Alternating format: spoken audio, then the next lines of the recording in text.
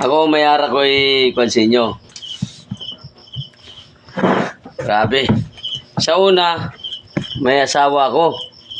Oh, asawa. Sus, kalakat kami. Oh, hindi na biyahe niya. Naglakad kami sa uma. Lakad kami sa uma. Ang uma namon, kung sa Bisaya pa sa Suba, Kabasakan. Kaya Kabasakan namon bukid man.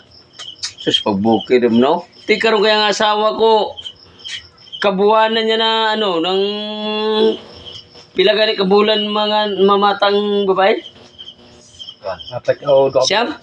Siyam kabulan. Siyam kabulan, no? Siyam kabulan. Ito ko sa siyam kabulan, karong kay naglakad ko sa amon uma, nakita ko kawayan. Tapos pagkita ko kawayan, di adlaw, Mayo no? Mayo pagtigtambo. Pagtigtambo, karong kay nakita ko tigtambo sa kawayan. Sus.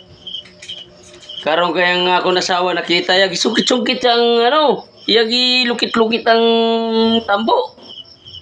Sus, karong kay adlaw galing ang mga mamata na ako nasawa. Sus. Humble ka daw. Sus. Karong kay mamata na. Di daw, siling ko na overjo naman guro. Di kay nagpapagit siya sa naglampas pagit siya pulo na kabulan. Overjo na guro bata. Sus, karong kay pagduko, karong sa akong asawa nga, pagduslak sa tambo am na Kasi man ang ko nakita kong akong asawa, uy, gangisi man, nakita ko, uy, grabe bigote. Porte ng uba na ang bigote. Iuba ng bigote sa ako. Pag sinig ko, ibira ko, overjo na mo, overjo ng bata. Ibira ko ang bata sa iya nga Tapos pagbira ko mo, Nak, dali nak. Na, overjo ka na. Basta makahilo ka. Hambal sa akong bata. Pa, dali lang ko kay Bugnaw. Bugnaw. Puta, bigote nakita ko. Uy, grabe, bigote na ko ng akong anak ko. Ato na sa akon. Grabe, balba, bigote rin. Tugan sili ko. Hambal sa akong bata. Tay, diri lang ko. Kay Bugnaw.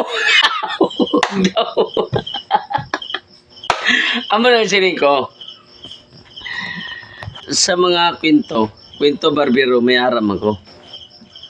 Hindi man sa siling ha?